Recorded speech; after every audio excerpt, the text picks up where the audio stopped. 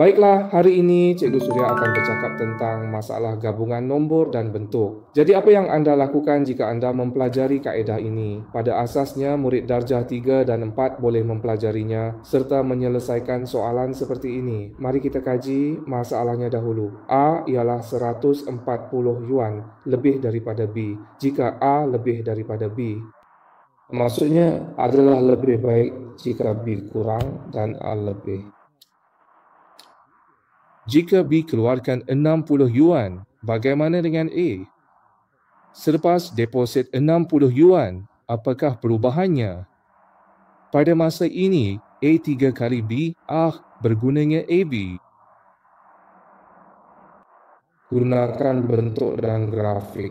Rancanglah. Apabila kita melukis, kita lihat nombor kecil dulu. Nombor ini sangat penting. Jadi B lebih kecil daripada A.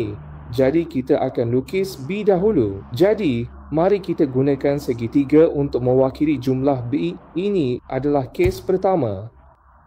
Okey, jadi bagaimana dengan A? Macam mana?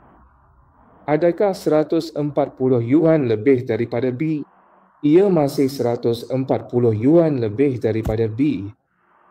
Apa yang berlaku seterusnya? Apakah senario kedua? B keluarkan 60 yuan. A adalah yang ini. Ini adalah A. Deposit 60 yuan. Adakah anda melihatnya?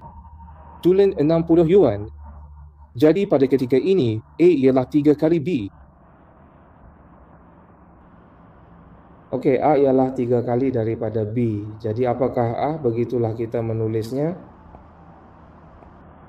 Ini adalah. Selepas pengeluaran, A akan menjadi 3 kali B selepas mendepositkan. Jadi apa itu B? B ialah yang ini. Okey, ini B 3 kali ganda kan. Jadi apa? 3 kali.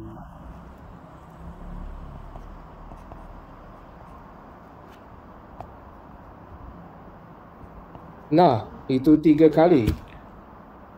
Nah, jadi anda lihat, ia adalah prinsip yang sama dengan penggantian setara ini. Jadi mari kita kira 140 tambah 60 sama dengan 200.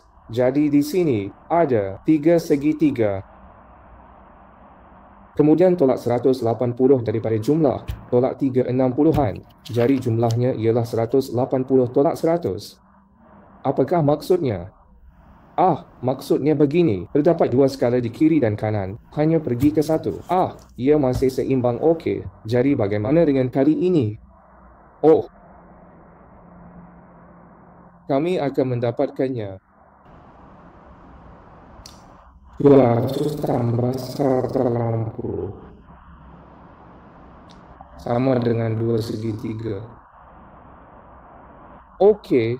Jadi 380 bersamaan 2 segitiga.